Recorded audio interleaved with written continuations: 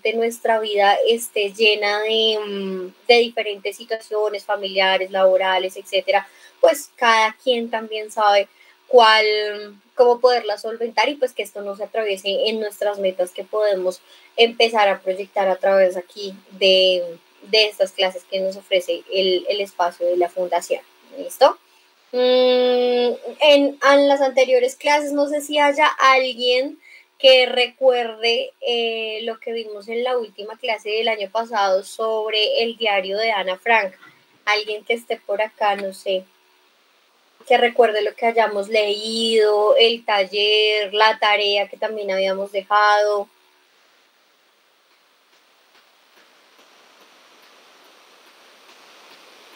Ese día recuerdo que tenía solo chicas, la verdad.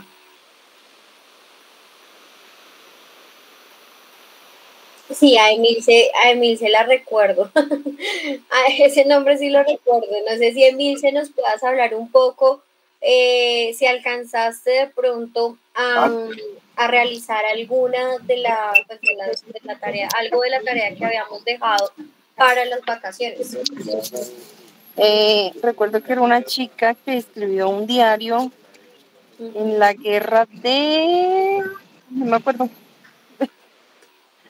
En la Segunda Guerra Mundial.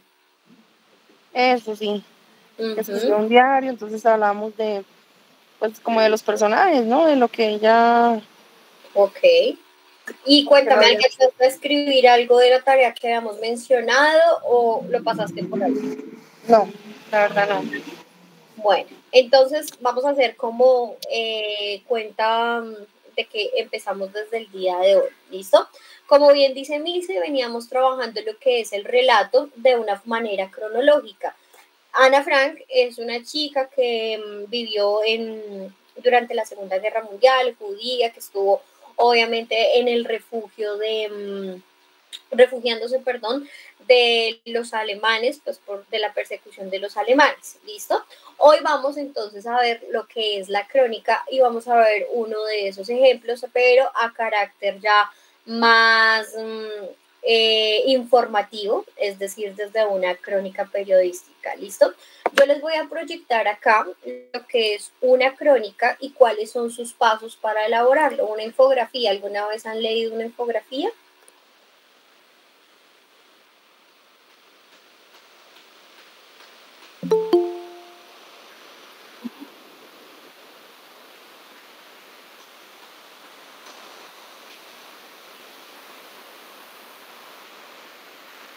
Sí.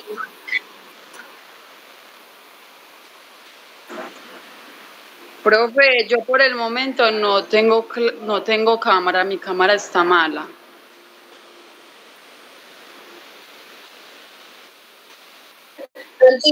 Son tímidos en la primera clase.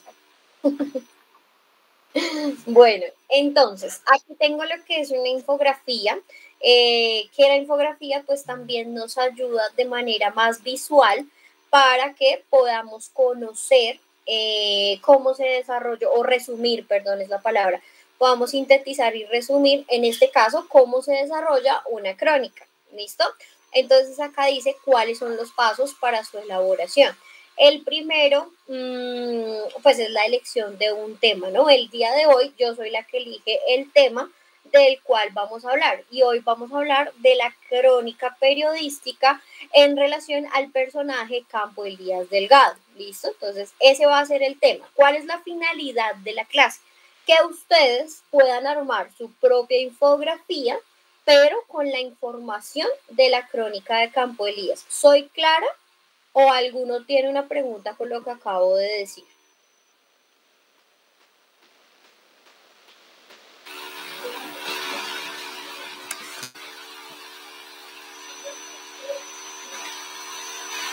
¿Ninguno? Sí, sí señora. Listo. Entonces, vuelvo y repito, ¿vale? Porque hubo ahí como un minuto de silencio.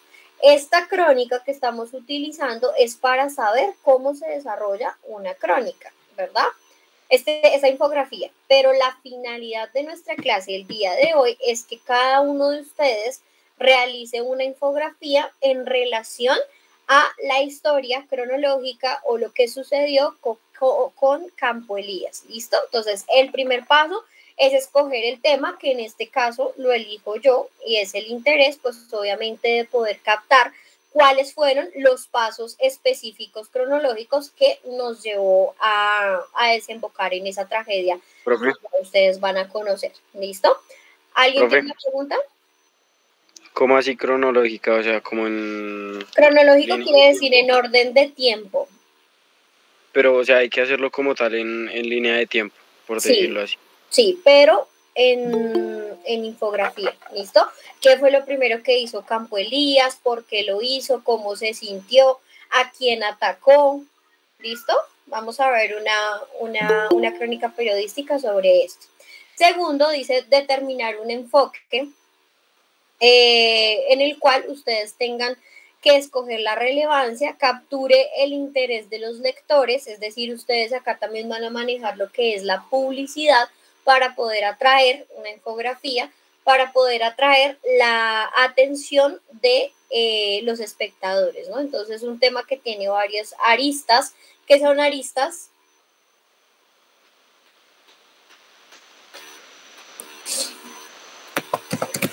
¿Tienen claro qué es una arista? Yo no, profe. No te entendí muy bien, se te cortó un poquito. No sé si soy yo solamente. No, yo no tengo claro qué es eso.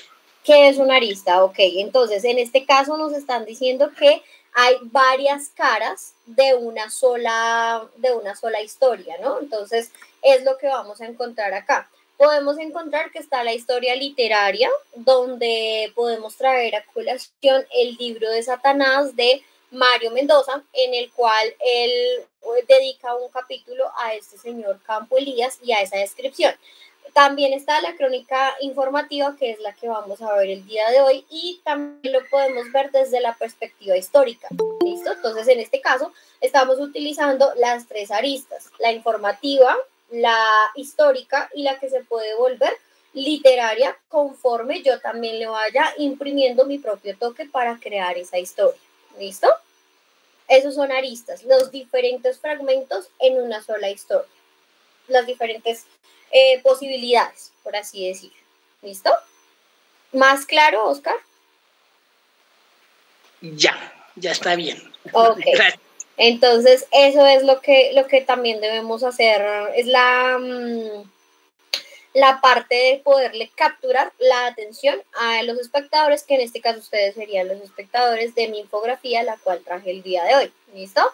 Tercero, seleccionar las fuentes. Esto es importante, chicos. Cuando uno pasa a la educación superior, que ya ustedes también están a un pasito, nos estamos formando para esto, es importante utilizar normas APA. Ahora lo están exigiendo para utilizarlo en las imágenes que utilizamos dentro de estas crónicas, en los fragmentos que también utilizamos de los videos de YouTube, sean informativos o no. Entonces la idea es que ustedes ahorita podamos entonces extraer esa fuente que podríamos poner, ¿no? Entonces, como es un fragmento de Noticias Caracol, entonces tenemos que poner allí crónica periodística, de qué noticiero se sacó, de pronto si nos da más información de cuál es la fecha exacta en la que se dio a conocer esta información que pusieron allí. Entonces, eso es importante, ¿listo?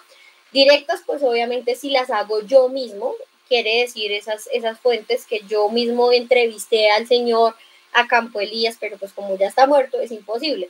Indirectas quiere decir que yo estoy utilizando los recursos de los demás, por eso necesito poner esa bibliografía en una parte externa o en una parte, digamos que inferior dentro del mismo texto. ¿Listo? Es importante porque si yo no lo hago, quiere decir que estoy haciendo una actividad de plagio.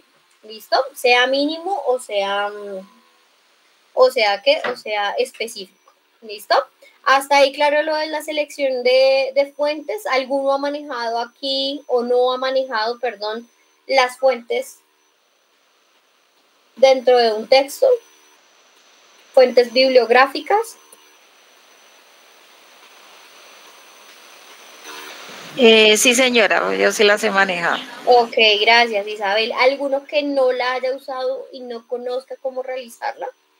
Las fuentes bibliográficas.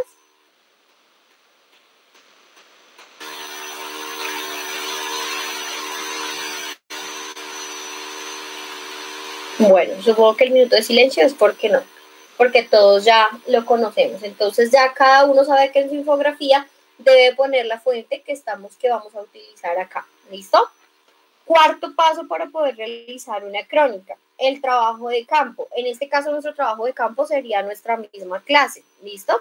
Se debe hacer una inmersión con el personaje o el tema escogido, es decir, ustedes vamos ahorita a profundizar sobre cuáles fueron los acontecimientos en el orden, como bien dijo ahorita su compañero, en el orden cronológico, como una línea de tiempo, observar, entrevistar en el caso, ir hasta el lugar, si tienen la posibilidad de estar aquí en Bogotá, también podríamos indagar dónde está el sitio, si todavía es un sitio abandonado, si todavía donde pasó la masacre, pues podemos interactuar con eso y qué información más podemos sacar de ello. ¿Listo?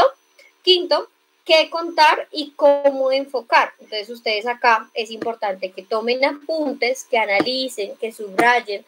Esto no es solo importante para extraer las ideas para el trabajo que ustedes van a hacer, sino para toda la lectura que ustedes pueden hacer. Es decir, tener claro que uno debe tener siempre 3 parámetros, ¿no? Los significados importantes dentro de una lectura, los personajes obviamente que se dividan en principales y secundarios y pues las ideas obviamente principales y secundarias, cada uno con un color, con una figura diferente. ¿Para qué? Para que nuestra mente tenga fácil esa manera de poder hacer el recordatorio de cuáles fueron las ideas que yo pude captar exactamente dentro de ese texto o dentro de esa lectura. ¿Listo? Subtemas y posible información recogida. Entonces, quinto, los apuntes, subrayar, anotar en este caso lo que vamos a trabajar el día de hoy. Sexto, como ya les había dicho, organizar los acontecimientos, elegir una forma, ¿no? Si se dan cuenta, yo aquí escogí una forma rectangular para poderles presentar a ustedes esta infografía. Escogí una manera entonces de nombrar cada uno de los pasos. Ustedes pueden hacerlo a través de palabras, a través de conectores. Eso es importante también en nuestra área de lenguaje, saber cuáles son los conectores, cuáles son las ideas que ocurren de principio a fin. ¿Y por qué lo vamos a saber? Por esos conectores. Entonces, digamos que si queremos saber una idea para concluir, entonces, en conclusión, finalmente, para terminar, ¿cierto? Cuando encontremos esas palabras es porque ya algo va a finalizar. Mientras que al inicio podremos encontrar en primer lugar, para comenzar, para indagar, investigar o investigamos, ¿listo? Entonces, esas palabras hacen dar un orden a lo que nosotros queremos transmitir, ¿listo? Y por último, cada uno también tiene la libertad de trabajar su propio estilo al escribir. Ojo, trabajar el estilo no quiere decir faltas de ortografía, mala redacción, pero sí quiere decir que ustedes puedan incluir preguntas al lector mientras van escribiendo, que puedan empezar a poner fotografías de pronto que encuentren en la red sobre lo que vamos a hablar acá. ¿Listo? Hasta aquí los 7 pasos están claros para poder desarrollar una crónica.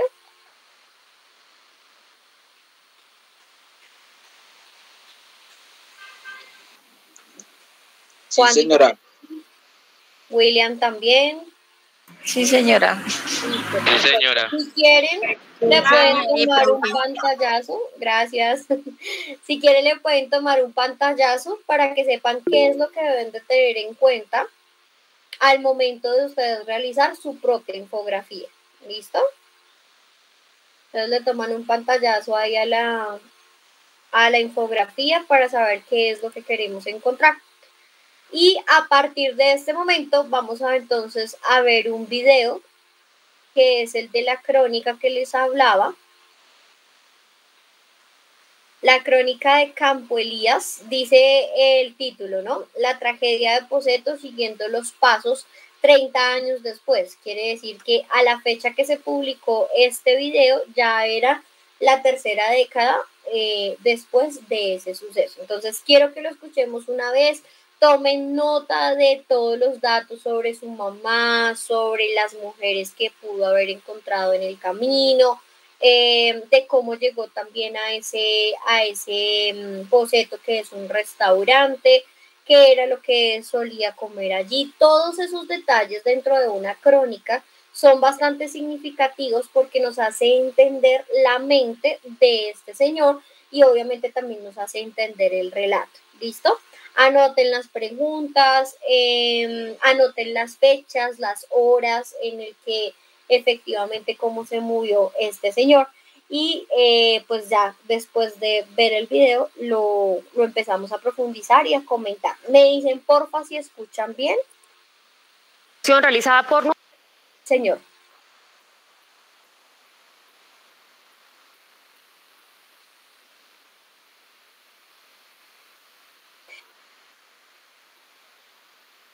Ah, ok, bueno, lo que pasa es que quería hacerlo después. Eso lo quería hacer con las ideas que ellos trajeran a colación. Entonces quería que ellos tuvieran como un primer acercamiento y según lo que entiendan, ahí ya vamos hilando todas las ideas. Me avisan porfis entonces si escuchan bien. Nuestra compañera Marcela Pulido sobre un pedazo bastante triste en la historia de la capital colombiana. Sí, hace 30 años ocurrió uno de los hechos más violentos cometidos por un asesino en Bogotá. Campo Elías Delgado, más conocido como el asesino de Poseto, marcó la historia criminal de nuestro país. En su recorrido de sangre asesinó a 29 personas, la mayoría de ellas mujeres, incluida, escuchen esto, su propia madre. Marcela Pulido le siguió la huella a este asesino con la ayuda del perfilador criminal que tuvo acceso al expediente. El archivo de Noticias Caracol fue fundamental para reconstruir esta historia. No estábamos y hubo un atraco. Él estaba en compañía de unas 6 personas y yo miré cuando las comenzó a todas a martillar, ¿no? Y pues yo en el momento que vi eso me lancé al piso y como pude logré meterme a la cocina. Solo lo vi cargando las armas y disparando y matando gente, ¿no? Campo Elías Delgado, un veterano de Vietnam de 52 años, estaba entrenado para matar y en solo un día mató 29 personas, hirió a 15 más y asesinó a su madre y después la quemó dentro del apartamento donde vivían. La rabia reprimida que sentía contra su madre detonó en su cabeza y con sangre fría planeó la ruta de la muerte en 4 puntos de la Bogotá de 1986. Primer destino, Barrio La Alhambra, apartamento 304, 2 de la tarde. Era un jueves 4 de diciembre, tranquilo aquí en el barrio La Alhambra, un sitio que frecuentaba Campo Elías. Llegó aquí a las 2 de la tarde, justamente en este sitio donde nos hemos dado cita con el perfilador criminal Edwin Olaya, quien durante muchos años ha hecho un seguimiento detallado, paso a paso, a estos hechos. Coméntenos qué fue lo que ocurrió al interior de este edificio. Campo Elías Delgado llegó en su rol de profesor de inglés a visitar a una de sus estudiantes. Se encontraba solo con su madre. Sin embargo, en algún momento, las cosas se salen de control y estalla la violencia. Las amarra, deja a la madre en la sala y al adolescente la lleva a la habitación y a ambas las apuñala más de una decena de veces. Según el croquis forense levantado por la Dijín, en la escena de los hechos, al que tuvo acceso el perfilador Olaya, Claudia, la alumna de 15 años, estaba sobre la cama, atada de pies y manos, con 22 cuchilladas en el cuerpo. En la sala se encontró a la señora Nora, quien recibió 4 puñaladas. Estaba amordazada y atada con sus medias veladas, sus piernas separadas buscando exponer sus genitales, una evidencia que para los analistas indica un acto íntimo de deseo y asesinato. Y esa intimidad fue la que se reveló al observar el cuerpo de la madre, quien evidenciaba un intento de violación por parte de Campo Elías. Según su investigación después, ¿qué hizo? las abandona desangrándose, cierra el apartamento, sale como si nada y se va a la que era su zona de confort, el sector de Chapinero. Para su época tardaría unos 45 minutos en desplazarse hacia allá. Aproximadamente, sí. Vamos a seguirle el rastro. Por supuesto. Víctimas: Nora Becerra de Rincón y su hija Claudia Marcela Rincón, de 15 años. Pues 30 años han transcurrido desde que los colombianos vivieron estos hechos que son objeto de estudio para la criminología, las ciencias forenses y también la historia judicial de nuestro país por tratarse de un caso único. Además les contamos que esos son los pasos que dio la mente criminal de Campo Elías, recogidas por los investigadores y que resultan de gran valor para la memoria histórica de nuestro país. Tras las huellas de Campo Elías Delgado, aquí está condensada toda su investigación, señor Olaya, y nos trae aquí justamente sobre la séptima. Segundo destino: Chapinero, carrera séptima, apartamento 401, 4 de la tarde. Campo Elías vivía en este edificio de fachada roja. ¿En qué piso? En el cuarto piso, en el apartamento 402. Para este momento, el cuerpo de doña Rita está en la cocina, porque Campo Elías la mató en la noche del miércoles. Campo Elías la apuñaló. Esta es la segunda hipótesis que lanza el investigador Olaya. Asegura que Campo Elías no mató a su mamá como se creía el jueves 4, sino la noche anterior, miércoles 3 de diciembre. Hay evidencia forense y testimonial que nos dice que la última vez que se vio a doña Rita fue precisamente el miércoles 3 en las horas de la noche. Y que de hecho la última vez que la ven es próximo a un evento violento en el que la escuchan gritar. El cuerpo de doña Rita, según el croquis de la Dijín, fue encontrado en la cocina con 3 puñaladas que la desangraron. Horas antes, pasadas las 4 de la tarde, Campo Elías había ingresado al edificio como lo hacía siempre, por las escaleras. Al llegar a su domicilio, alistó su maletín del cual no se volvería a separar. ¿Pudo evidenciar qué tenía dentro del maletín? Los cartuchos para su revólver, la camisa que llevaba puesta en la Alhambra, él se cambia y la guarda ahí, guarda unas fotografías, guarda unas llaves, guarda su puñal, guarda unas cananas e incluso unas revistas. Y lo que hace inmediatamente después es tomar todas las cosas de doña Rita, especialmente la ropa de cama, y las empieza a arrojar sobre el cuerpo de su mamá que está en la cocina. Le adiciona papel periódico y luego, con todo eso, ocasiona una hoguera. Luego de eso, sencillamente, Campo Elías toma su maletín, cierra con llave su apartamento y piso a piso empieza a bajar. Pero llegando al frenesí de su locura, cambió el cuchillo por un revólver calibre 32 largo de tambor recargable, para el cual había comprado 500 proyectiles. Va puerta a puerta timbrando, con el pretexto de hacer una llamada a los bomberos porque su apartamento se estaba incendiando. Y era en ese momento de vulnerabilidad que Campo Elías aprovechaba y les disparaba en la cabeza. Sus víctimas quedaron en los apartamentos 302, una profesora de 50 años, 301, 2 universitarias que se preparaban para los exámenes finales. Ya en la primera planta, en el apartamento 101, quedaron sus últimas víctimas, 2 jovencitas que hacían tarjetas de Navidad, una de ellas con el teléfono descolgado a su lado. Hasta ese momento, todas sus víctimas fueron mujeres. La selección de víctimas no es al azar. Eran personas que representaban a doña Rita, eran símbolos exteriores de doña Rita, eran mujeres con quienes ella se reía, con quienes compartía. Campo Elías, recordemos, la primera víctima, a la primera persona a quien mata es a su mamá. Por lo tanto, tenía que seguir matando a su mamá porque tenía una situación inconclusa con ella. Campo Elías culpaba a su madre de haber motivado el suicidio de su padre Elías Delgado, que al parecer se había quitado la vida por la infidelidad de su esposa. Siguiéndole el rastro a Campo Elías, después de cometer todos los asesinatos aquí en su edificio, ¿hacia dónde se dirige? Lo que hace Campo Elías es ir a lo que en los 80 se llamaba Sears, hoy Galerías. Víctimas: Gloria Isabel Agudelo, Nelcy Patricia Cortés, Matilde Rocío González Rojas, Mercedes González Rojas, Claudia del Pilar Bermúdez, Rita Morales de Delgado, madre del asesino. Pues por todo eso que nos cuenta Marcela y el perfilador, Campo Elías Delgado fue calificado como un asesino despiadado, pero debajo de todos los actos crueles que realizó había un hombre con necesidad de afecto, y es justamente esa faceta la que vamos a descubrir en este tercer recorrido.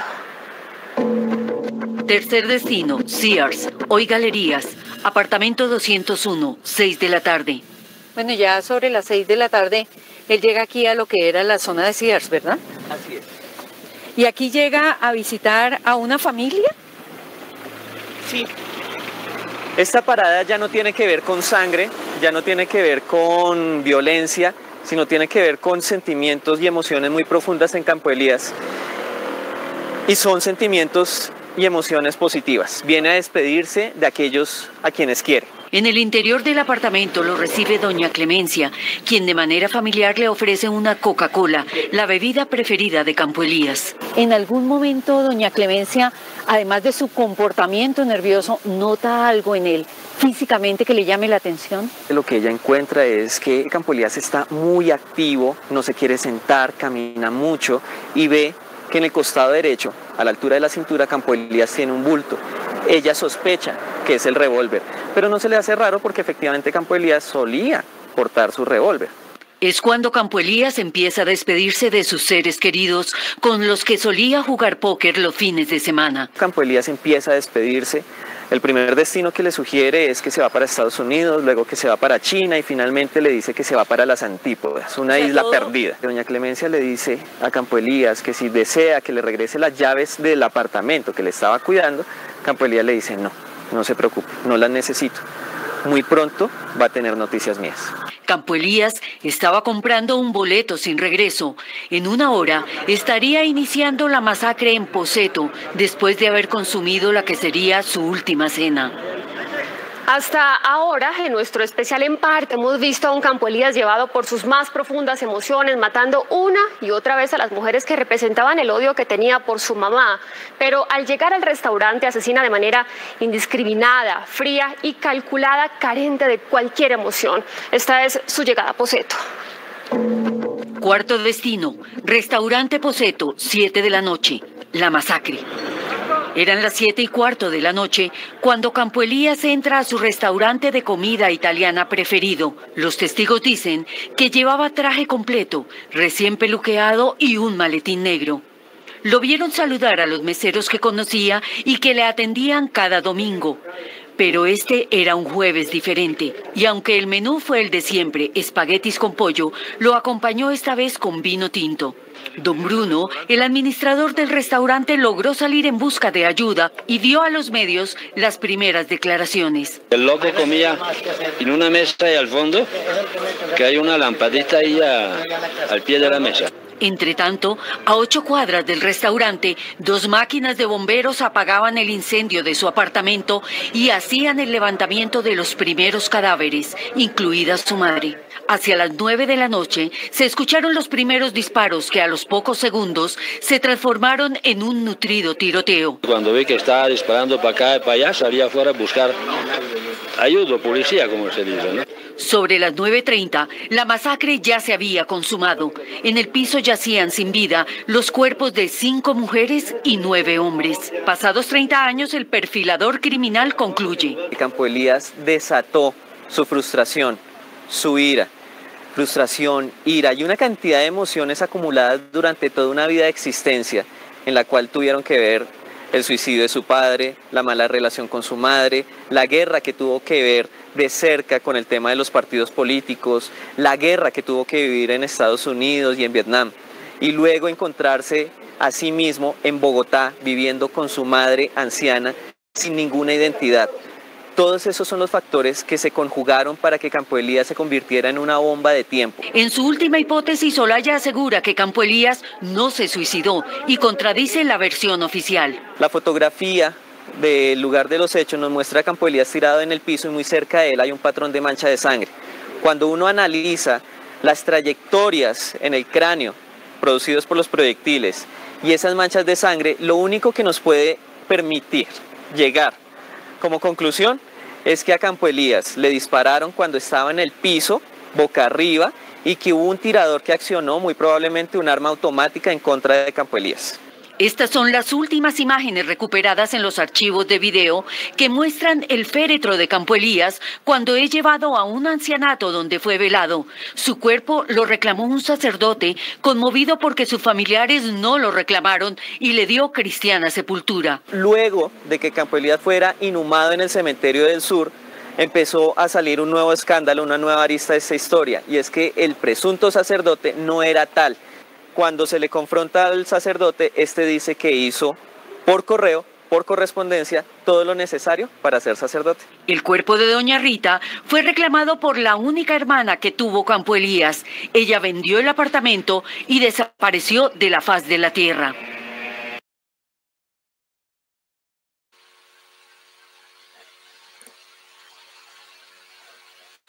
Listo. Bueno. Quiero algunas percepciones de la historia. ¿La habían escuchado? ¿Habían encontrado que en nuestra historia colombiana hubiese una masacre y más ha llegado hacia ese feminicidio que podemos denotar dentro de este personaje? Empecemos por las percepciones que tuvieron ustedes de la historia. Quiero escuchar al menos a 3, 4 chicos.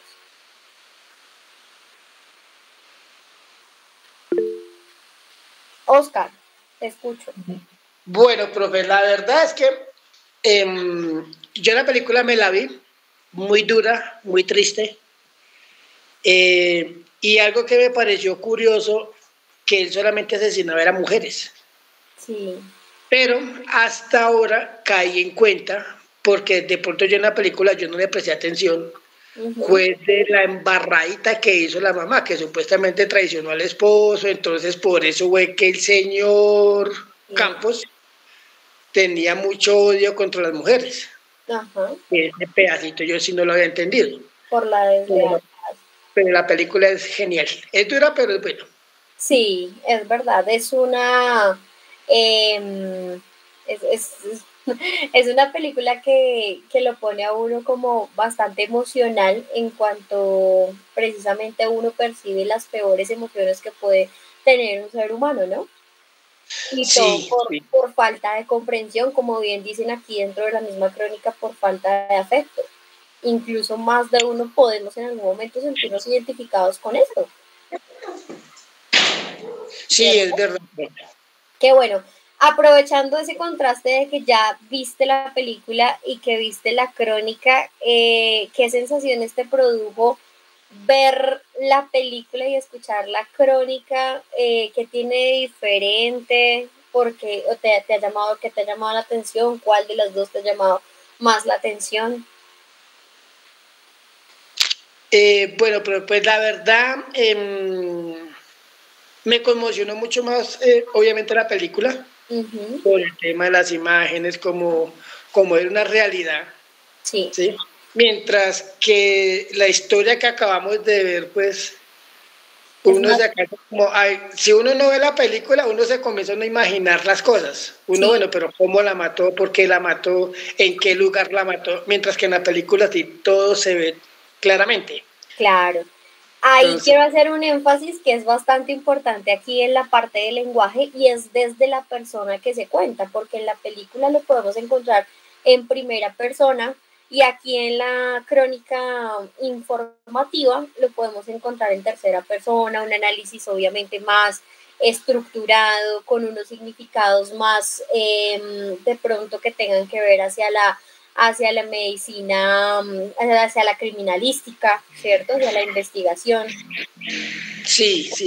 Ahí cambia. Incluso también cuando uno lee el libro, imaginar, o sea, el autor, que ya les había mencionado, Mario Mendoza, lo que hace es imaginar y ponerse en el papel de Campo Elías, qué sentía o qué pensaba cada vez que asesinaba a alguna de estas mujeres.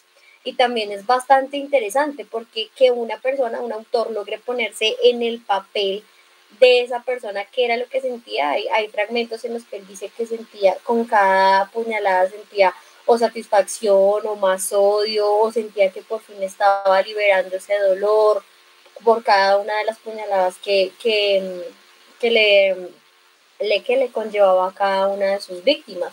Entonces, eso hace la diferenciación. Y acá, precisamente en el análisis del lenguaje comunicativo, tenemos que profundizarlo. Es muy diferente ver la historia desde una perspectiva en primera persona, de cómo piensa el asesino y de qué manera lo va a realizar, por qué justifica sus acciones, y cómo también se traslada desde la parte desde un relato en tercera persona, desde un narrador omnisciente que no conoce precisamente esas razones de cerca. ¿Listo?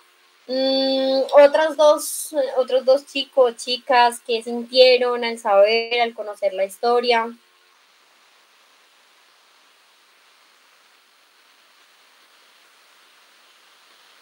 Pues yo hasta ahora me entero de esa historia y eso que yo ya vivía acá en Bogotá.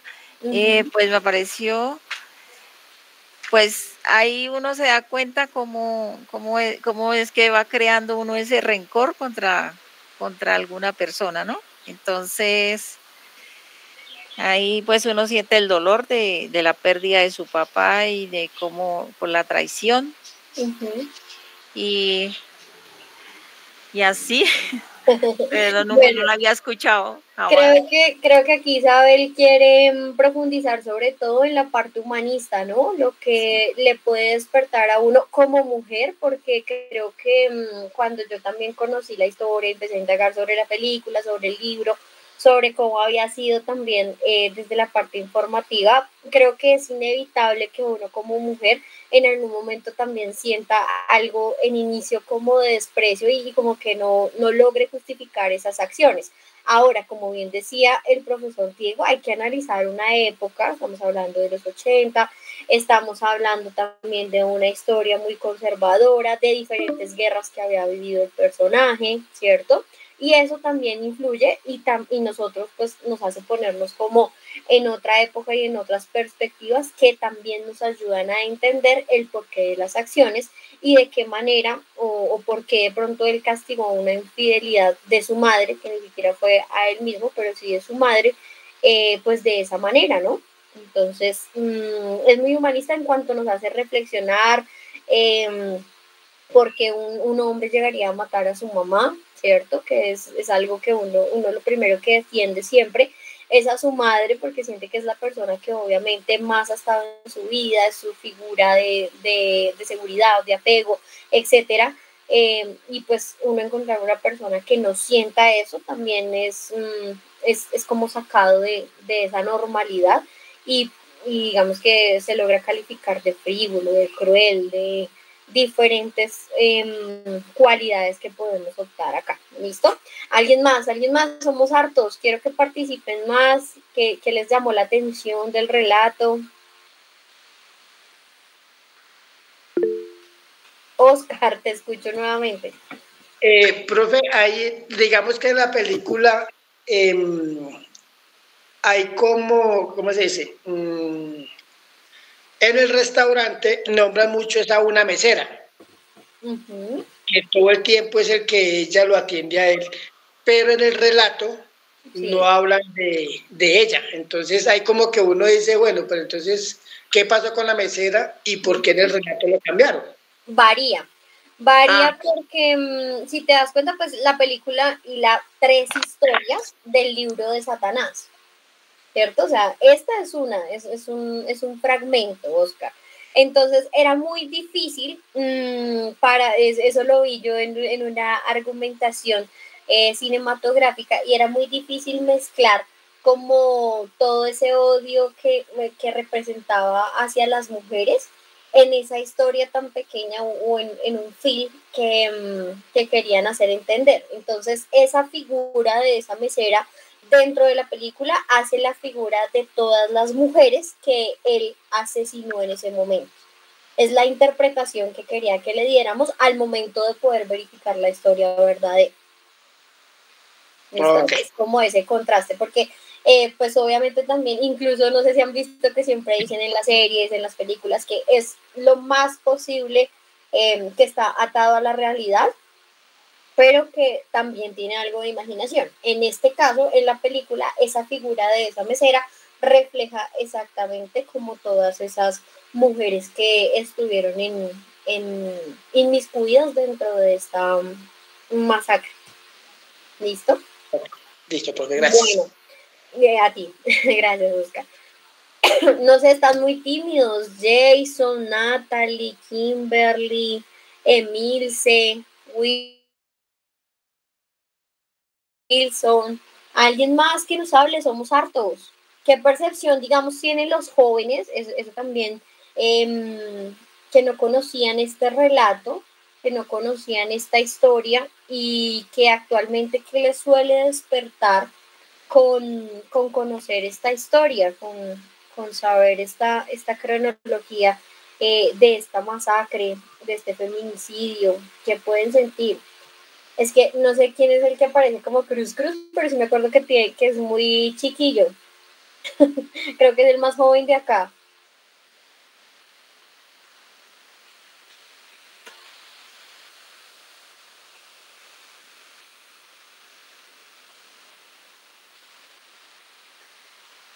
¿Sí me escuchan?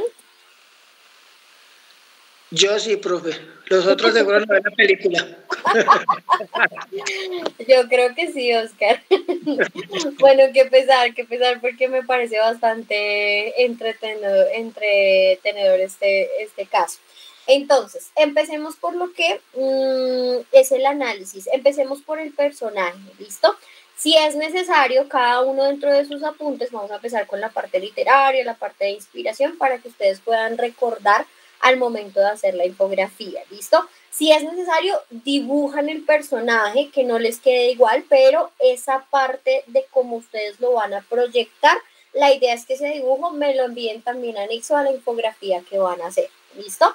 Y alrededor de ese dibujo, de ese nombre que ustedes quieran hacer como Campo Elías, le van a poner todas las, pues lo que lograron captar del personaje. Primero, empecemos por a qué se dedicaba el señor, cuál eran las múltiples vocaciones que había tenido en su vida, porque allí mencionaron más de una de a qué se dedicaba Oscar. Profe, yo tenía entendido que él era como un soldado o algo así en otro país, pero cuando él regresó acá, ahí sí yo no supe a qué se dedicaba. Pues aparte de matar a las mujeres, sí me desconcentré como en ese pedazo. Bueno, ahí eso es importante, Oscar, porque él era un soldado ya como pensionado, ¿cierto? Había estado en la guerra de Vietnam, que la guerra de Vietnam fue una guerra demasiado violenta. Entonces, en ese momento lo que hicieron los países primermundistas como Estados Unidos era reclutar otras personas de los países tercermundistas. ¿Sí me hago entender? Entonces, pues este señor dijo, yo me voy para allá, me enlisto, me voy para la guerra de Vietnam, y obviamente era una persona que tenía el conocimiento de las armas, ¿cierto? Entonces, por eso cuando vuelve a Colombia ya pensionado, pues digamos que también dentro de su mente había mucha barbarie. El ver morir a los soldados amigos que tenía a su lado, que también habían pasado por lo mismo, pues imaginarnos la escena de encontrar personas mutiladas, de encontrar personas obviamente, bueno, con todos sus miembros regados, bueno, muchas cosas. Eso obviamente dentro de la psiquis y dentro de las emociones de la persona genera alguna repercusión, ¿cierto? O sea, yo quedo con alguna secuela que me va a decir mis instintos, tengo que ser violento, ¿cierto? Entonces, bueno, él supera eso de la guerra de Vietnam, vuelve a Colombia, pero cuando vuelve, pues vuelve a vivir con su mamá, porque como bien se mencionaba allí, era una persona ya anciana, ¿cierto? Que dependía de él. O sea, él tenía que hacerse cargo, no era porque lo quisiera, sino porque era una obligación, ¿sí? Cuando vuelve, él obviamente tenía que tener el dominio de otro idioma, y el idioma, la segunda lengua que nosotros debemos de saber es el inglés, ¿cierto? Entonces, que me imagino que van en eso volando. No. Cuando él vuelve y tiene el dominio del inglés, él dice, bueno, pues voy a hacerme unos pesos extra, y para hacer otra cosa, pues porque a pesar de que era pensionado, pues para entretenerse, resultó siendo profesor de inglés. ¿De quién resultó siendo profesor de inglés? ¿Se acuerdan en el primer caso, en la primera parte? Él mató a una muchacha y a su mamá. Sí. Él era profesor de la muchacha de inglés. Él era profesor de inglés de la muchacha. No recuerdo el nombre. No sé si lo tienes por ahí anotado. No. No sé si no me acuerdo. Estaba acá. Espérame que lo busco acá en el video.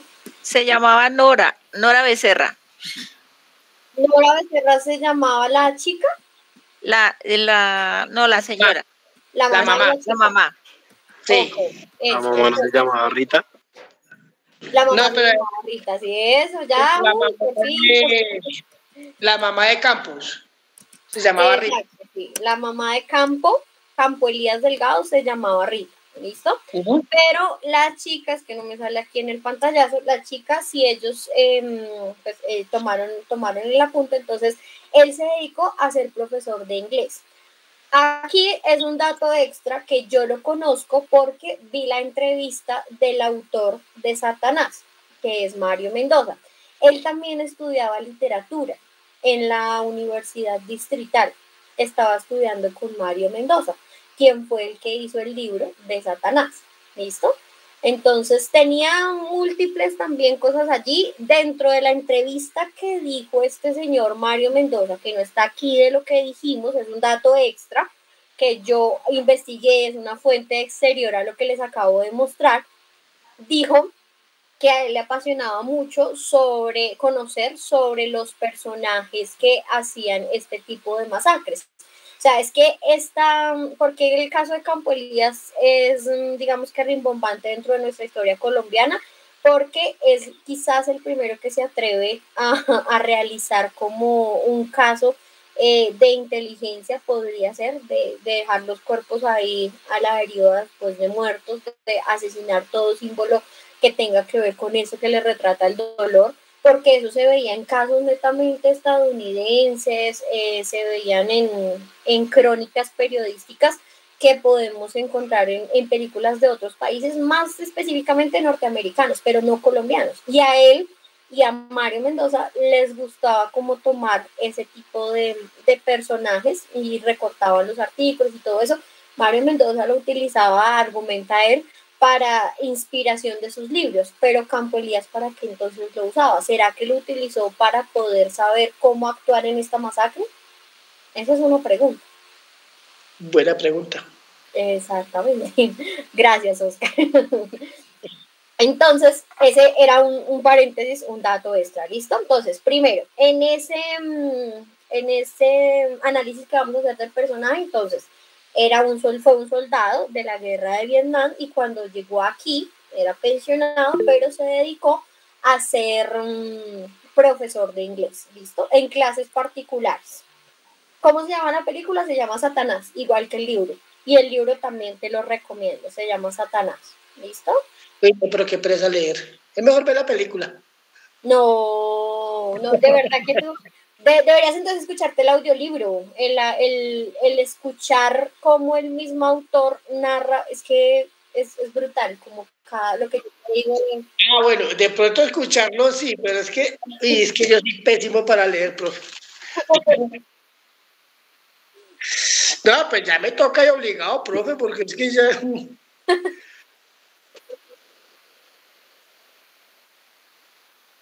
Sí. Varios. Que te hacen reflexionar, lo mismo que en la película. Es que es muy reflexivo hacia la vida propia, ¿no? Es muy introspectivo, que es lo que en realidad quiere el autor. De que tú te pares y te digas como, uff, pucha, hay tantas cosas que pueden pasar a mi alrededor que yo no conozco, como bien decía Isabel, ¿no? A pesar de que ella ya estuviera viviendo acá en Bogotá, ni idea de lo que había pasado. Y que son cosas que específicamente también lo pueden afectar a uno de una manera o ponerlo a pensar en otras de cómo actúa, ¿cierto? Bueno.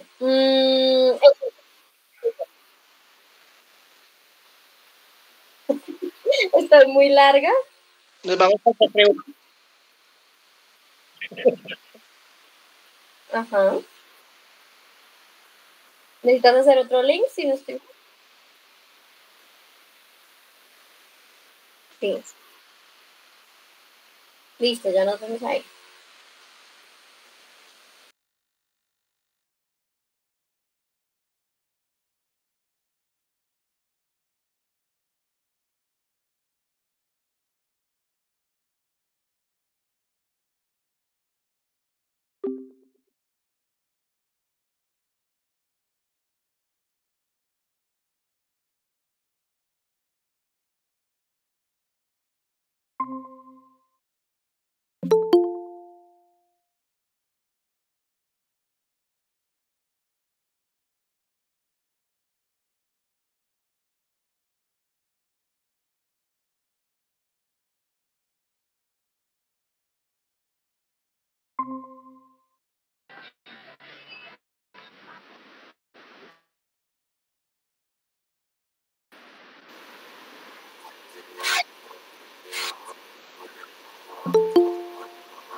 Voy a hacer el intento, profe.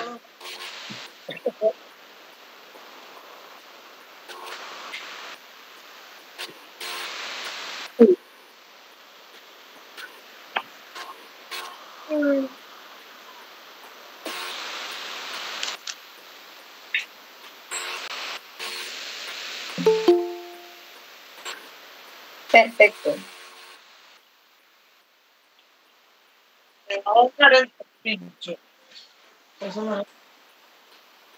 Hola, ay, es que hola. Ay. Hola, sino que se me había salido.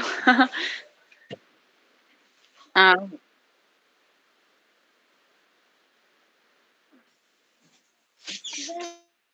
Profe, ¿cuántos son? Miércoles. Y pues No, hay que Oscar, mire que no ¿eh? estás mal, porque hacer la comparación entre la película y la parte informativa quiere decir que hay una comprensión externa de lo que tú puedes entonces analizar, y eso se le llama también la lectura intermedia, para poder analizar lo que quieren decir los autores, el mensaje que se quiere comunicar. Entonces, no es que estés mal, de pronto es también la frase de que tú estás diciendo no me gusta leer. Eso se llama pereza. Exacto, puede ser por ese lado, pereza mental también. Pero no, o sea, hay que ponerle empeño y las ganas, porque acá ya Diego nos puso firmes. ¿Listo? Voy a intentarlo. Bueno, entonces yo continúo en el análisis del personaje. Ya entendimos de dónde viene, obviamente, su ocupación, a qué era lo que se dedicaba. Ahora, no sé si ustedes sepan que aquí en Colombia pues no está permitido el porte de armas, porque creen que este señor podía andar para allá y para acá y sacar un revólver en el momento en que quisiera. ¿Qué pasaba? Profe, tal vez por el hecho de que era militar. Muy bien, el hecho de que era un ex militar hacía que pudiese adquirir de manera fácil las armas, y pues obviamente también todo lo que nos describía aquí el investigador. ¿Qué otra cosa pasaba por los años 80 que influía dentro del personaje, dentro del señor? Pronto no era tan ilegal el uso de las armas. Sí, de pronto que no era tan supervisado, por así decirlo. ¿Por qué? Porque estamos hablando en la década de los 80 es donde está el auge del narcotráfico en Colombia.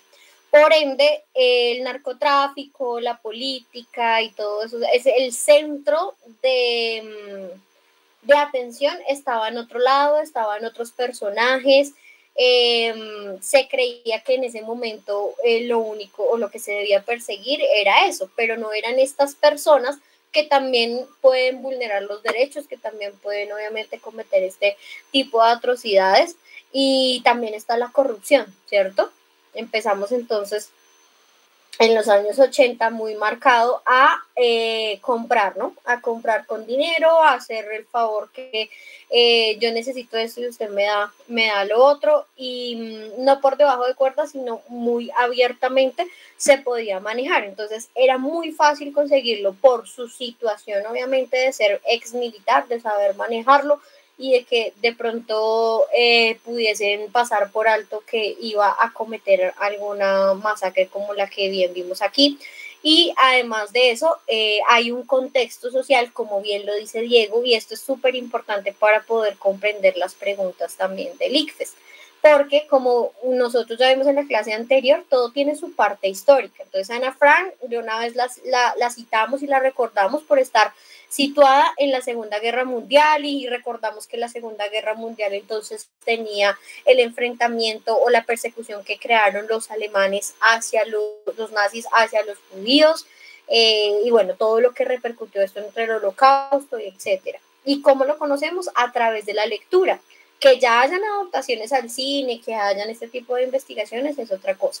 Ahora, si traemos a colación lo que es la historia de Campo Elías Delgado, como bien dijeron dentro de la crónica informativa, y ustedes tienen que datearse un poquito también de esa historia como rápida. Entonces, tenemos lo que es una guerra entre conservadores y liberales que él había vivido acá. ¿Qué es esa guerra con el Frente Nacional? ¿Qué es esa guerra entre conservadores y liberales aquí en Colombia? Alguien que me lo diga, alguien que lo recuerde.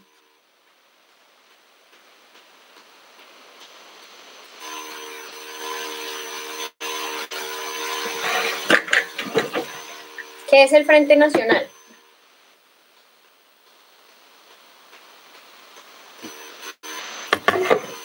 ¿Qué pasó, Oscar, Isabel, Emilce? De pronto lo recuerdan, clases de historia.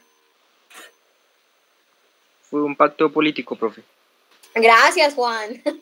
Es un pacto político, el Frente Nacional, entre dos partidos que en ese momento obviamente estaban predominando su liderazgo aquí en el país, en este caso los conservadores y los liberales. Sin embargo, esto también tiene su parte de violencia, y pues llegamos a conocer por cifras ya de pronto históricas que dentro de las mismas familias, dentro de los amigos, habían asesinatos, había este tipo también de libertad al momento de decir: si usted no piensa como yo pienso, pues definitivamente no merece ni que le hable, ni que lo determine, y además también pues no merece estar vivo, ¿cierto?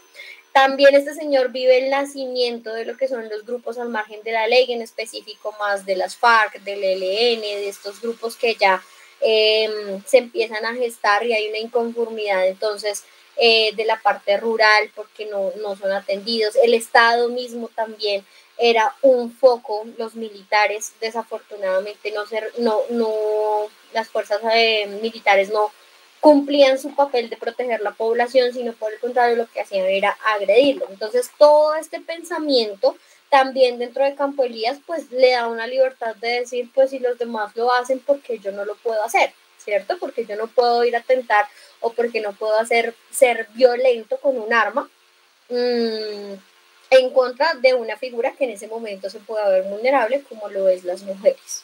¿Listo? Ahora, ya hablando de esta parte de las... perdón, me hacía falta. Entonces, vivió lo que es la guerra de los partidos políticos, vivió la guerra de Vietnam, y pues para los 80 estábamos entonces en pleno auge de lo que es el narcotráfico, lo que son las bombas, el poder asesinar entonces las ofertas que hacían los narcotraficantes para poder comprar también a los militares, a los políticos, y todo esto también se aprende dentro de la sociedad. Y para esa época específicamente podemos hablar de que ese contexto y de que la mentalidad de Campo Elías fue bastante permeada por ello. ¿Listo? Preguntas hasta aquí de cuál es esa historia y de la influencia de esa historia dentro de este personaje Campo Elías. ¿Preguntas?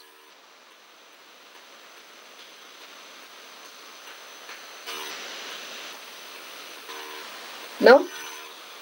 Bueno, cada uno va a estar haciendo ya su croquis del personaje, de qué es a qué se dedicaba y hasta el momento que influía históricamente. Ahora pasemos a un término de lo que podemos ver acá y conocer o poder llamar como lo que es el feminicidio. Porque encontramos aquí acciones de feminicidio que podemos catalogar como esto. Que usaba a las mujeres y pues ellas son como, por decirlo así, en ese tiempo vulnerables. Innegablemente, a pesar de que las mujeres para esa época ya tuviéramos el derecho a votar, derecho de trabajar también, de ganar nuestro propio dinero, etcétera, y que haya una liberación después de la década de los 70, pues porque digamos que otras culturas que abren más la mente. Sin embargo, estamos hablando de que nuestro país ha sido un país tradicionalista, ¿cierto? En el que la visión de una mujer casada, la visión de una mujer que efectivamente tiene que guardarle respeto a quien era esa cabeza de hogar, que en ese caso era su esposo, etcétera, hace que sea mal visto. Quizás sea, yo no sé, se haya visto diferente si el esposo lo haya llegado a cometer como esa infidelidad.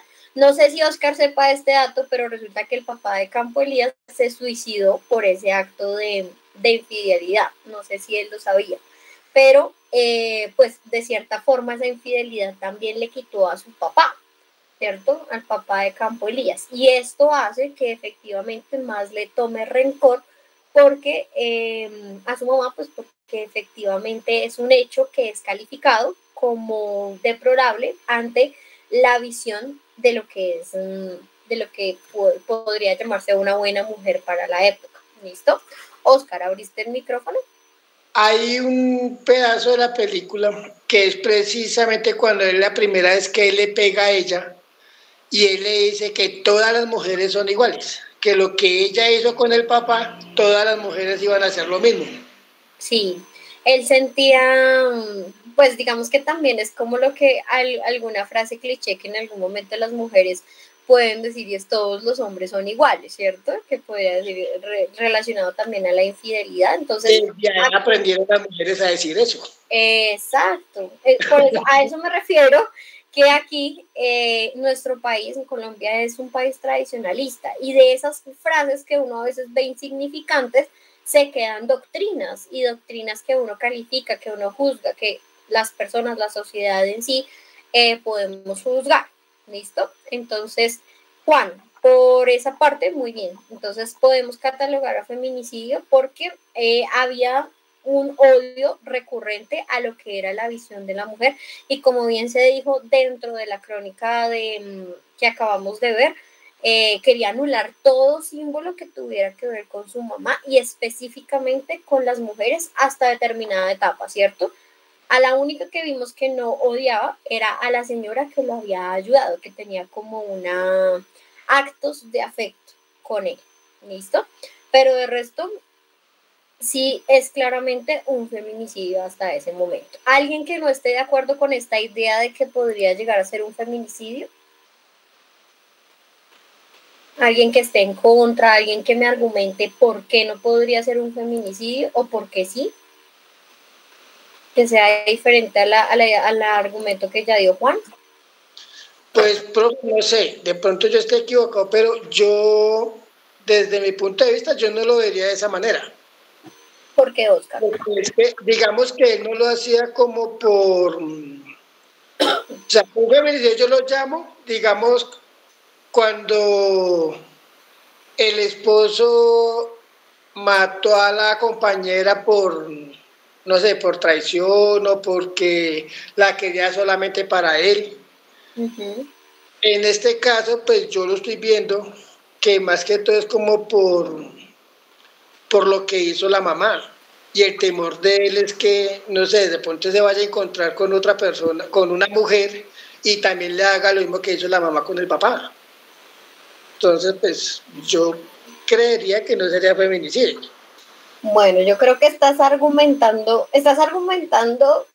mejor dicho, estás utilizando argumentos de lo que es un feminicidio pero creo que lo estás atribuyendo a que un feminicidio tiene que ser directamente entre pareja, no sé si lo estás asociando a que cuando existe una muerte de una mujer y es creada por una pareja, a eso le llamas tu feminicidio, ¿sí? Sí, directamente yo también, entre pareja, no entre mamá e hijo, entre papá e hijo. O digamos en el caso también cuando el hombre abusa de la mujer y como dicen por ahí, para no dejar huellas, pues la mata. ¿Sí? Termina en un asesinato. Ok. Escuchemos a Juan y a Cruz, que no me recuerdo tu nombre. Juan, te escucho. Pues es que según tengo entendido el concepto de feminicidio es cuando un hombre mata a una mujer, o sea, la mata por lo que sea, ¿sí me entiende? O sea, o por celos, o por obsesión, o por traición, o sea, por cualquier tipo de concepto que la mate, en sí que haga un homicidio hacia una mujer, eso pues ya es un concepto de feminicidio. Exacto, sí, Oscar. En ese caso, y está muy bien apoyado el argumento que nos da Juan. Si tú buscas en la red lo que es un feminicidio, directamente ahí nos define que es el asesinato de mujeres debido a su condición por ser mujeres. Y si te das cuenta, Campo Elías las mata por eso, por ser mujeres. Incluso él no tenía ningún odio, o sea, ninguna vinculación con las chicas universitarias en el segundo asesinato. ¿A quiénes fueron los que mataron en el segundo asesinato, chicos? Los que anotaron los nombres específicamente. ¿Cómo se llamaban? Aparte de su mamá. Las chicas universitarias. A todas. Creo que no alcancé a anotar. La torre. ¿Disculpa? A las chicas que hayan como en la torre, como digamos, las mataron porque, o digamos, yo creo que las mató Campo Elías, ya que decían que las chicas y todas las personas, sí, o sea, las mujeres que habían en la torre eran como por decir una familia de la madre. Era un símbolo. ¿Por qué un símbolo? Porque si tú ves a esa mujer que se ríe, que comparte llanto, que le cuenta sus cosas, incluso si tú te das lo que tú dices, Oscar, cuando él le pegaba muchísimas veces a su propia madre, ¿no? Por el solo hecho de que él era el hombre, era el que llevaba el dinero, era el que, como la cabeza de hogar, él creía tener el derecho de pegarle a su mamá, sin respetar esa figura de autoridad que lo era, pero porque nunca pasó nada, o sea, porque nunca la mamá se pudo defender o porque en ningún momento llegó la policía, lo arrestó, sí, o pasó algo de denuncias, primero porque para la época no estaba bastante avanzado este tema. Y segundo, porque en el edificio solo vivían mujeres. ¿Sí se dieron cuenta de eso? En el edificio el único hombre era él. Exacto, gracias Juan. El único hombre que residía dentro del edificio y que tenían ellas como figura de protección de que ahí estaba viviendo un ex militar, era Campo Elías. Entonces ellas muy amablemente, sencillamente le abrían la puerta y él lo que hacía era atentar contra su arma en contra de ellas, pero no se lo imaginaban porque era su figura como de protección dentro del mismo edificio, porque era la única figura masculina. De resto eran solo mujeres. La lista de muertes hasta ese momento eran solo mujeres. Entonces, pilas, porque sí lo podemos catalogar según el significado de lo que es un feminicidio y de por qué lo podemos catalogar así, sí puede estar dentro de esos casos. ¿Claro, Oscar? Sí, señora. Listo, entonces toda muerte que se propague sin necesidad de ser pareja, si sea incluso desde un padre a su propia mamá, entre amigos que no tuvieran ninguna relación entre pareja, digamos que conyugal, por así decirlo, también, y que se ejecute por el solo hecho de ser mujer, se puede catalogar como un feminicidio. ¿Listo? Entonces, dentro de esto, ¿por qué lo podemos catalogar esta historia y este señor lo que realizó fue un feminicidio? Por eso, incluso si tú, como tú mismo dijiste al principio, Oscar, la figura de la mesera, que era esa figura de la mujer, necesitaban asesinarla. ¿Por qué? Porque eso era lo que había causado. ¿Listo? Entonces, esa era la acción específica. Ok. ¿Listo? Bueno, señor.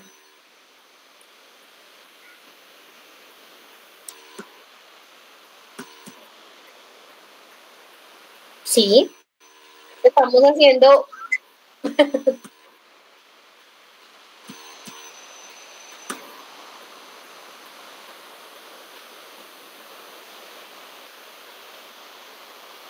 Juan se sorprendió. Pues yo lo que empecé, o sea, yo lo que les dije, vamos a hacer la clasificación de lo que es el personaje para que puedan resultar haciendo su infografía.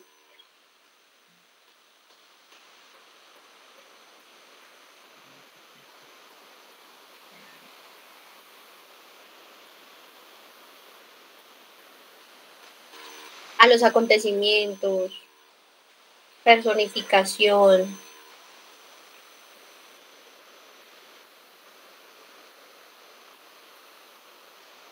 Ajá. Pues yo hasta ahora estoy como organizando ideas. Ok, no importa.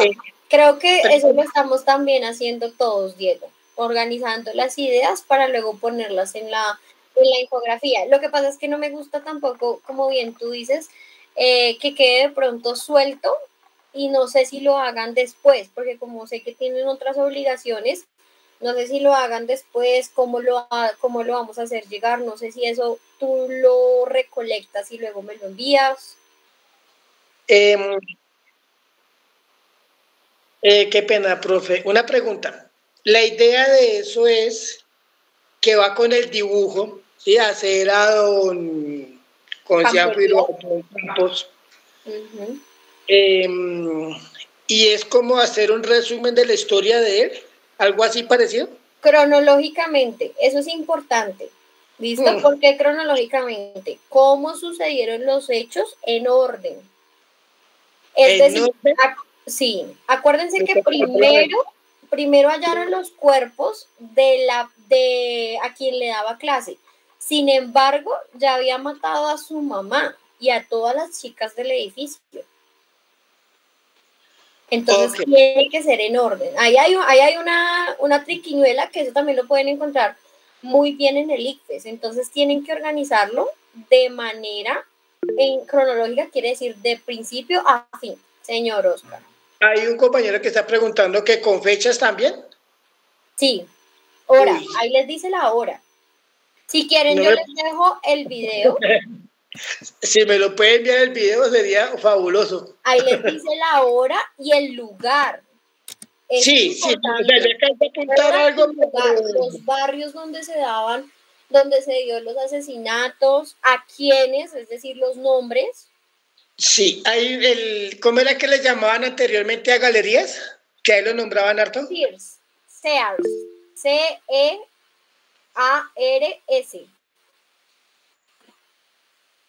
Ok.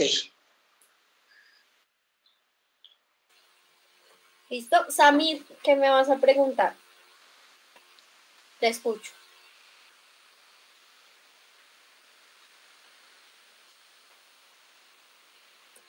Samir.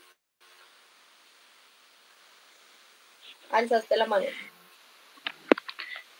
Como le decía, no estoy tomando apuntes y todo, pero no tengo los métodos para hacer todo eso, digamos, en el tiempo estipulado, y las cuestiones por medio de mi trabajo.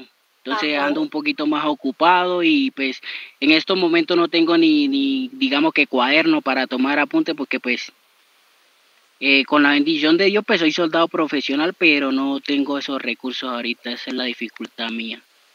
En ese caso, Diego, no sé cómo...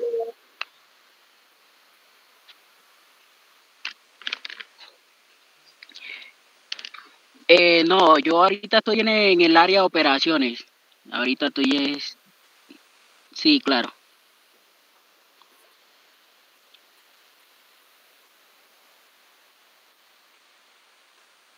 Pues a internet sí, claro que sí.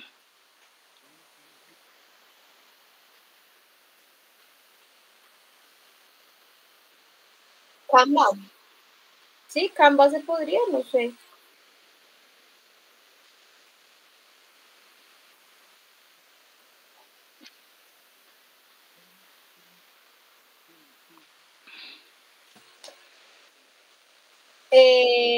Bueno, ahí sí quedé un poco perdida, Diego. Pero si quieres me comentas después porque ya se nos va a acabar la clase y sí quiero como cerrar el tema. Entonces, si quieres consumir, exacto, y tú mismo me comentas.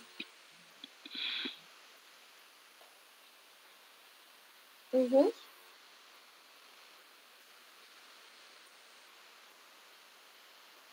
Sí, sí, porfis. ¿Listo? Bueno, entonces íbamos, ¿no? Recolección de datos, fechas, lugares de cómo sucedieron las cosas con Campo Elías, ¿no? Y vamos también, ahí deben estar lo que hemos conciliado, como la parte histórica, a qué se dedicaba el señor, los datos como también por qué se suele catalogar hasta su hasta la muerte de todas las mujeres en el edificio como un feminicidio, hasta ahí, ¿cierto? Luego dice que hay una tercera visita, que es a la señora que va y digamos que encuentra como regocijo en ella, que ella sí pareciera ser que es su figura maternal, ¿cierto? ¿Sí la recuerdan? Que es la que vive en Sí, señora, galerías. que como tal va a despedirse de ella. Exacto, como que era la única persona que representaba ese cariño, le deja sus llaves del apartamento que él había logrado obtener y se va, ¿listo? Ahí quería darles un dato extra sobre dentro de esa parada y la próxima que era ya el restaurante de Pofeto, es donde este señor va a buscar a Mario Mendoza, eso lo dice él también en su entrevista, y él simplemente le manda a decir que no tiene tiempo, que en ese momento no lo puede atender, y Mario Mendoza queda después cuando se entera de lo que fue la masacre de Poseto en el restaurante y todo eso, dice, y si yo hubiera salido a hablar con él, quizás hubiera podido evitar toda esa tragedia, inclusive hasta que él mismo se matara. ¿Listo? Entonces ahí está. O lo hubiera aplazado para después. También, Oscar. Puede ser por ahí. Lo hubiera aplazado o no sé, quizás sí, lo hubiera ejecutado de otra manera, hubiera dejado de pronto algo escrito. Juan, te escucho. Profe, pero decían que, pues al último del video, decían que realmente, pues decían que él no se había suicidado, sino que lo asesinaron según los de la autopsia o Sí, eso. bueno, ahí hay hipótesis de si en realidad la forma en la que como entran los proyectiles, si te acuerdas que ellos analizan la forma en la que entran los proyectiles sobre todo al cráneo para poderlo asesinar, pues dicen que alguien reaccionó y que también tenía como otra arma para poderse defender y terminó asesinándolo. Pero claro, ahí también está, si estudiamos de leyes, ahí también está entonces la parte de yo me tengo que defender y si me están atacando con arma, me puedo defender con arma. Entonces ahí también va la parte histórica de por qué había tanta libertad al momento de usar las armas. ¿Sí? Sinceramente, yo siendo una profesora del área de humanidades, para mí no está bien que la población se arme. Para mí, no, eso debe tener una regulación, debe tener para mí, en mi perspectiva, no todos podemos estar cargando con armas porque no sabemos manejarlas. Sobre todo lo que no sabemos manejar es las emociones para poderlas utilizar. ¿Sí? No siempre van a ser de defensa, sino también de ataque. ¿Sí? Entonces, acuérdate que aquí hay varias veces que mencionan, Juan, la palabra hipótesis. ¿Qué quiere decir hipótesis?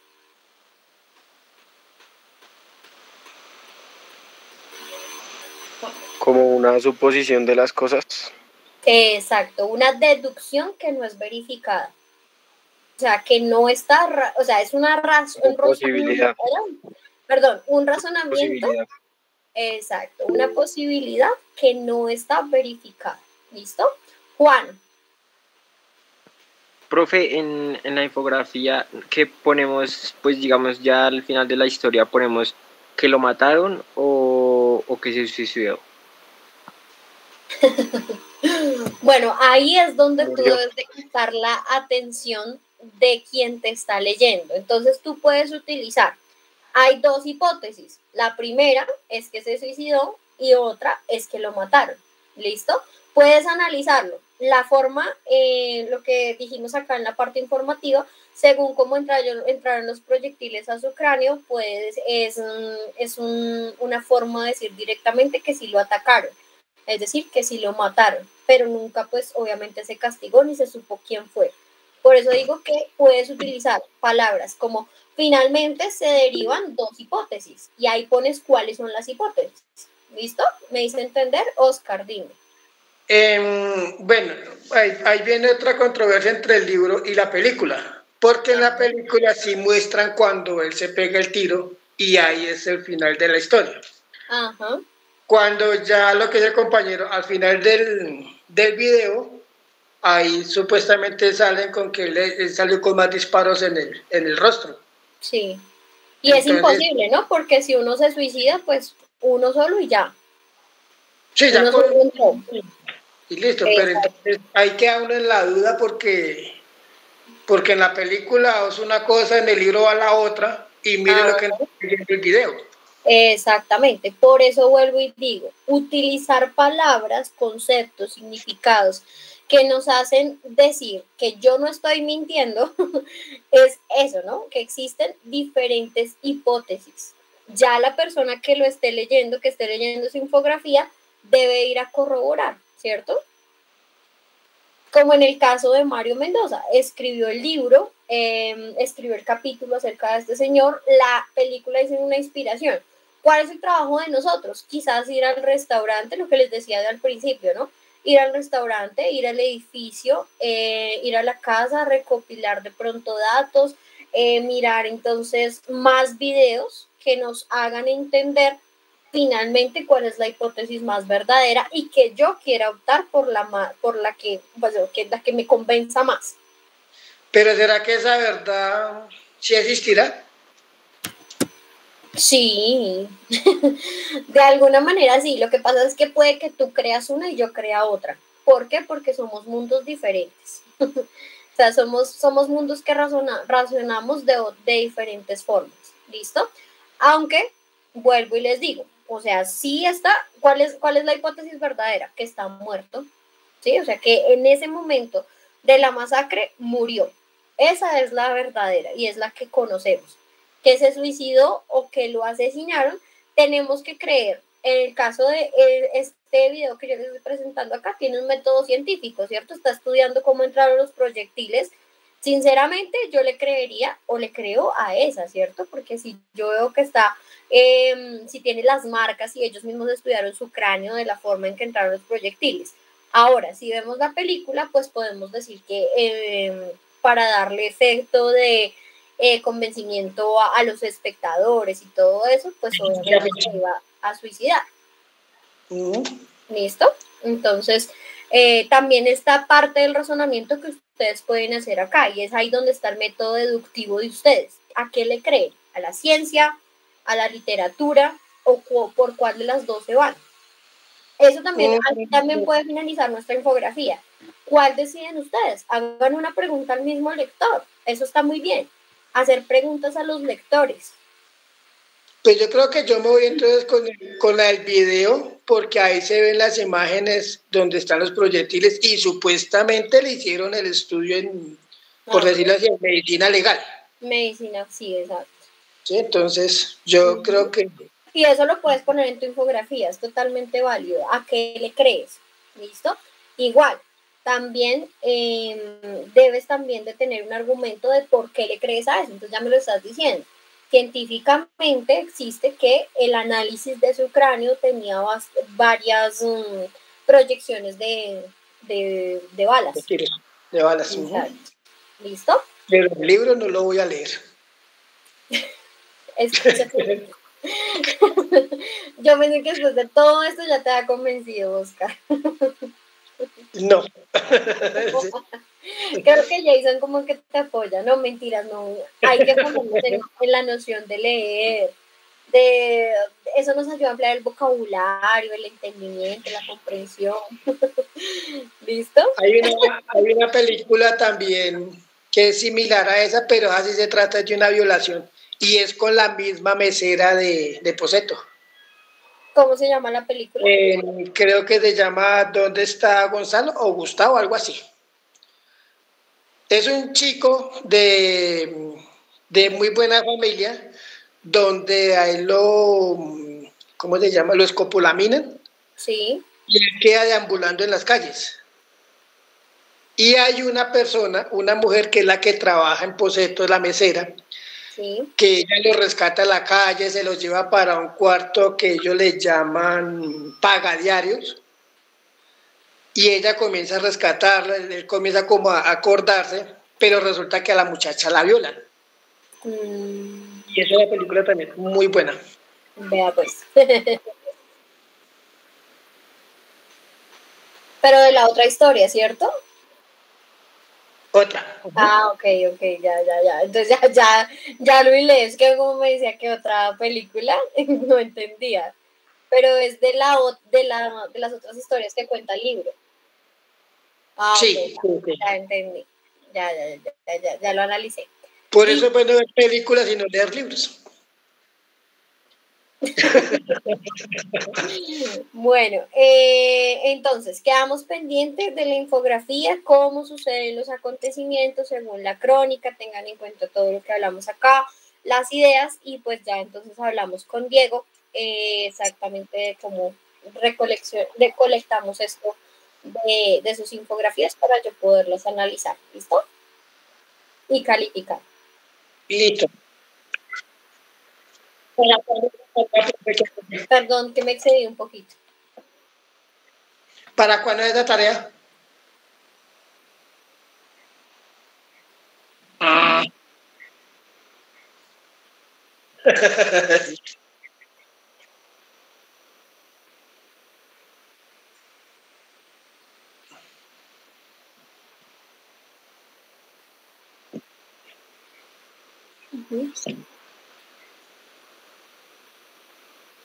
Perdóname que me excedí el tiempo, Diego.